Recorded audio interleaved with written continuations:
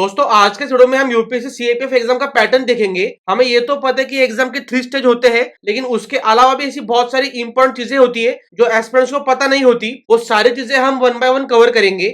अगर आप UPSC CAPF exam की कंप्लीट साइकिल देखोगे, मतलब नोटिफिकेशन डेट से लेकर फाइनल रिजल्ट तक, तो ये कंप्लीट 388 डेज की साइकिल है। मतलब 1 ईयर 23 डेज ये कंप्लीट साइकिल चलने वाली है। तो ये इस पूरे साल में किस तरीके से प्रोसेस होगी, रिटर्न एग्जाम कब होगी, उसके क्वालिफिकेशन क्या रहेंगे, ये सारी चीजें हम बहुत ही डेप्थ में देखेंगे। इस पूरे 1 साल के ड्यूरेशन में एग्जाम किस तरीके से होने वाला है और स्टेज किस तरीके से रहेंगे वो हम डिटेल में देखेंगे। सबसे पहले हम देखेंगे रिटर्न एग्जाम किस तरीके से होने वाला है। उसमें भी 2 पेपर रहेंगे, paper 1 and paper 2। One is qualifying and one is scoring. उसके बाद देखेंगे फिजिकल इफिशियंसी टेस्ट, आपके फिजिकल और मेडिकल क्या क्राइटेरिया रहेंगे वो भी हम देखेंगे। सबसे एंड में होता है पर्सनल टेस्ट या फिर इंटरव्यू, वो भी हम देखेंगे। और सबसे important that is merit list, क्योंकि अल्टीमेटली अगर आपका नाम मेरिट लिस्ट में होगा तो ही आपका सिलेक्शन होने वाला है। तो हर स्टेज में आपको कितना स्कोर करना पड़ेगा ताकि आपका नाम मेरिट लिस्ट में रहे, वो भी हम देखेंगे। तो आज हम यूपीएससी सीएपीएफ एग्जाम का कंप्लीट बर्ड्स आई व्यू देखेंगे। So without wasting any time let's start the actual video.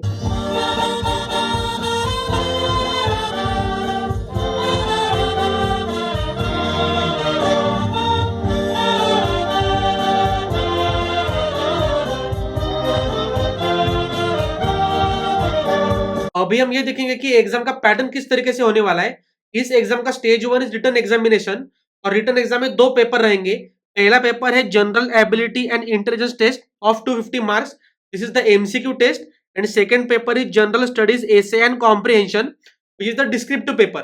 तो 2 पेपर आपको देने पड़ेंगे। जो पेपर 1 है that is the objective paper, जो आप हिंदी या फिर इंग्लिश में भी दे सकते हो। इसमें आपको 125 क्वेश्चन दिखाई देंगे। सुबह 10 से लेकर 12 बजे तक पेपर होने वाला है, मतलब you have time period 2 hours. और पेपर 2 जो है दैट इज कंप्लीटली डिस्क्रिप्टिव। वहां पर ऐसे जो होगा उसे आप इंग्लिश या फिर हिंदी में भी लिख सकते हो। और ऐसे के अलावा बाकी सारी जो चीजें रहेंगी, for example precise writing, comprehension, grammar, वो सारी चीजें इंग्लिश में ही होंगी। ये आपको नोट डाउन करना है। पेपर 1 जो होगा वो सुबह 10 से 12 के बीच में होगा।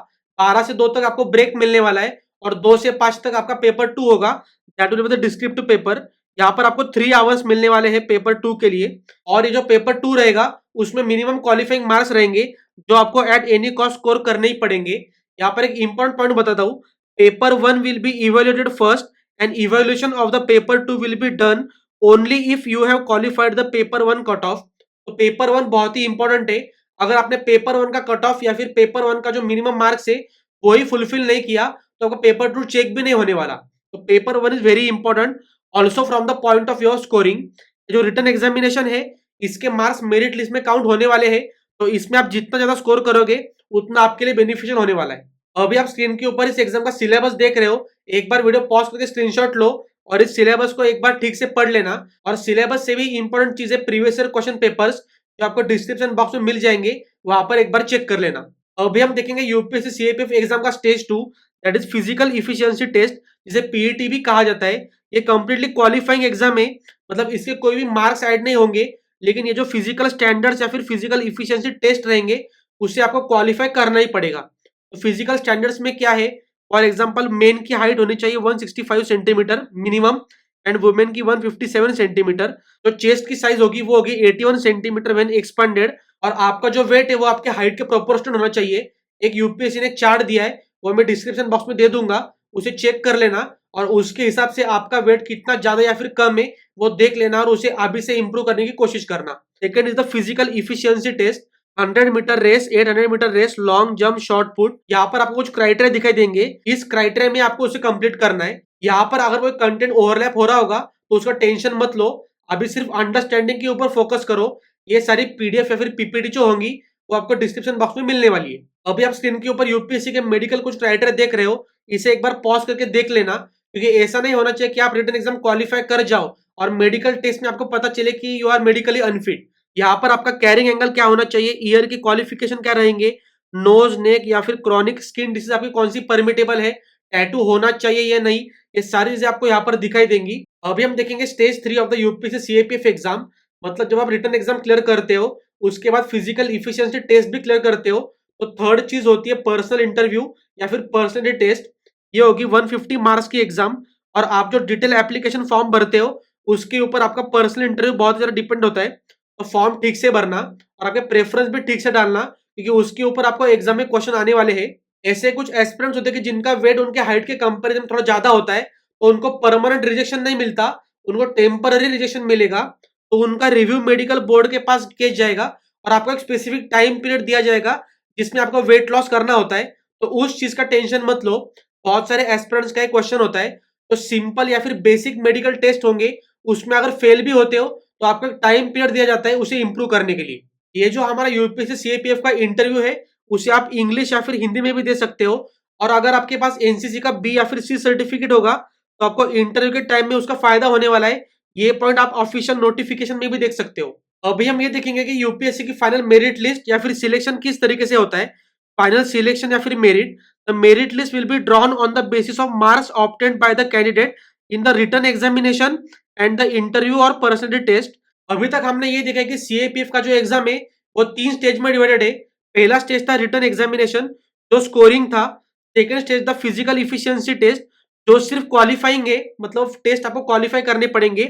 और तीसरा स्टेज था पर्सनैलिटी टेस्ट, जिसमें भी आपको स्कोर करना पड़ेगा।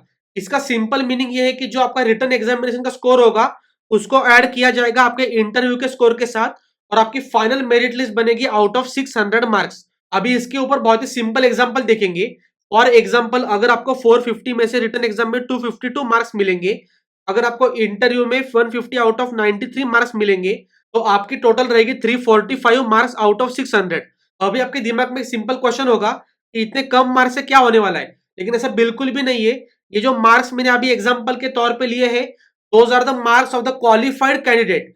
मतलब पिछले साल जिस एस्पिरेंट का नाम मेरिट लिस्ट में था, उस एस्पिरेंट के मार्क्स है, and he belongs to the open category. ये आपको समझना होगा।